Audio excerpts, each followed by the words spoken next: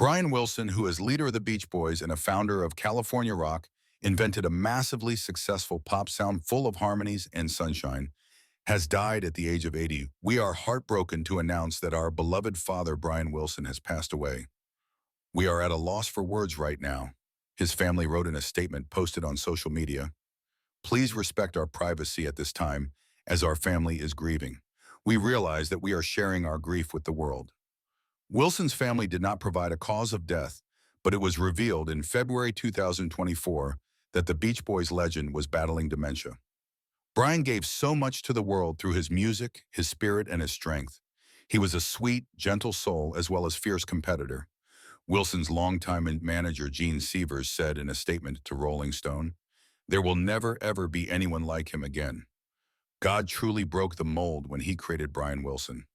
Besides being a creative genius, he was one of the smartest and funniest people I've ever known. His message of love will live on through his music forever." Wilson's legacy includes dozens of ubiquitous hit singles with the Beach Boys, including 3 number-1 singles, I Get Around, Help Me Rhonda, and Good Vibrations.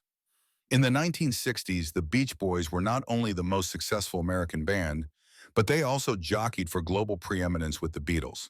And on albums such as Pet Sounds, Wilson's lavish orchestral production techniques dramatically expanded the sonic palette of rock and roll and showed how the recording studio could be an instrument by itself.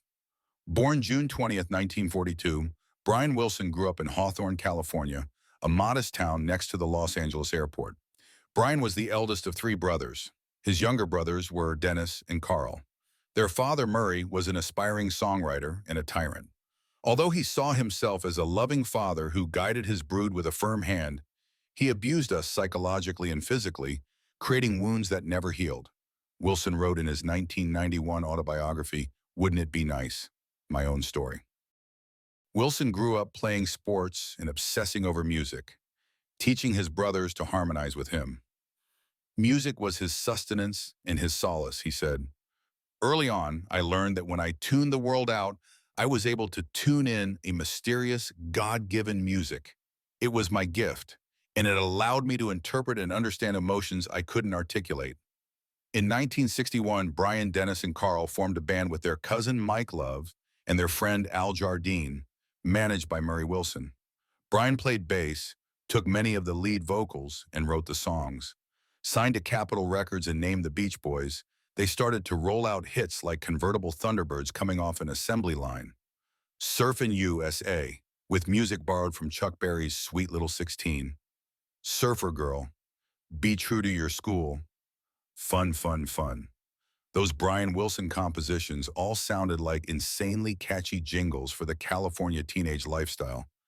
Surfboards, hamburger stands, pep rallies. But on the flip side of the good times was a real sense of melancholy. Sometimes that was apparent in the lyrics, The Lonesome in My Room, for example, and sometimes it was expressed non-verbally, with the Beach Boys' heartbreaking multi-part harmonies.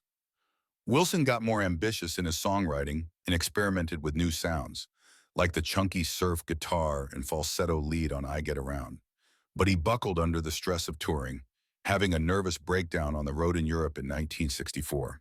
He decided that while the other Beach Boys toured the world, he would stay home and work on perfecting new material in the studio. When the band came back to California, they would step in and lay down their tracks. The results included gorgeous singles such as California Girls and the immortal 1966 album Pet Sounds. The album, which regularly ranks at or near the top of the best albums ever made, Rolling Stone named it number 2 in its list of the 500 greatest albums of all time, was inspired by the Beatles' innovative work on Rubber Soul. In return, it inspired the Fab Four to new heights of experimentation on Sgt. Pepper's Lonely Hearts Club Band. Paul McCartney frequently cited Pet Sounds as a masterpiece, giving it particular credit for its innovative bass playing, and has called The Aching God Only Knows his favorite song of all time. God Only Knows placed number 11 on Rolling Stone's list of the 500 greatest songs of all time. The album was orchestrated with instruments that included harpsichords, bicycle bells, and barking dogs. The culmination was Wouldn't It Be Nice, with its lyrics yearning for an adult life and love. Born June 20th, 1942, Brian Wilson grew up in Hawthorne, California, a modest town next to what is now the Los Angeles International Airport. The other Beach Boys, particularly Mike Love, were not impressed by Pet Sounds, and Wilson considered releasing it as a solo record. As a Beach Boys album, it was only a middling success in the United States, although its influence was huge and it was recognized as an instant classic in the UK. Wilson followed up with the Beach Boys' finest single, Good Vibrations. 3.5 thrilling minutes of electro-theremin and stacks of vocals, recorded over a period of 6 months in various studios at a cost that was reportedly, at that point, the most expensive single in history. Wilson returned to the studio with plans to top himself, an album called Smile, which he told friends would be a teenage symphony to God. Working with lyricist Van Dyke Parks, he started to assemble an elaborate collection of musical suites intended to change the face of popular music. But the sessions fell apart, weighed down by the indifference of the other Beach Boys, Wilson's consumption of pot and LSD, and his growing mental instability. While recording Mrs. O'Leary's Cow, a piece of the Elements' suite about fire, Wilson handed out plastic firemen's helmets to the orchestra and actually lit a fire in the studio to inspire them. When he found out that a building near the studio had burned down, he thought he had caused the fire through his music, freaked out, and locked the tapes in a vault. Wilson spent most of the next decade in his Bel Air mansion, which included both a recording studio and a sandbox in the living room.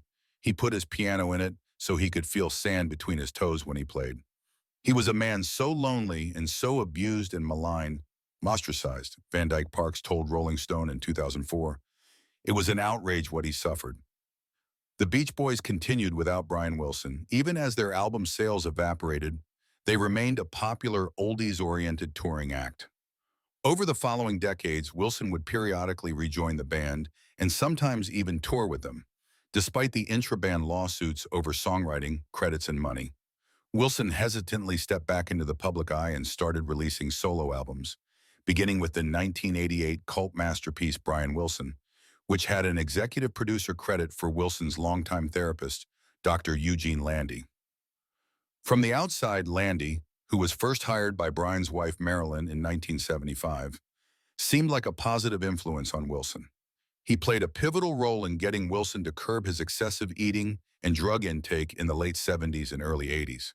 But as the 80s wore on, the therapist slowly seized control of nearly every aspect of Wilson's life. By the end of the decade, Wilson was forcibly secluded from his close friends, family, and bandmates. There was a total parallel between Brian's father, Murray, and Landy.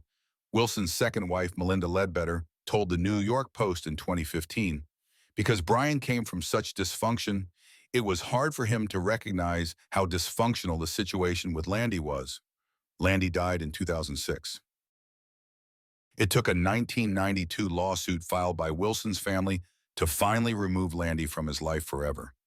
In the aftermath, Landy lost his license to practice therapy. Right around this same time, Wilson's daughters, Carney and Wendy, formed two-thirds of Wilson Phillips, a vocal trio that sold 10 million copies of their 1990 debut album.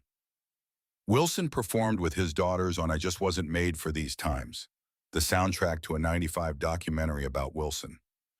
That same year, he released Orange Crate Art, another collaboration with Van Dyke Parks. Smile's legend had only increased in the decades since it was abandoned. It was considered the great lost rock album and even inspired a time travel novel, Louis Shiner's Glimpses, where the protagonist convinces Wilson to complete the album. Although songs, including Heroes and Villains and Surf's Up, had made their way piecemeal onto Beach Boys albums, it was generally assumed that it was impossible to piece together the shards of Wilson's masterpiece.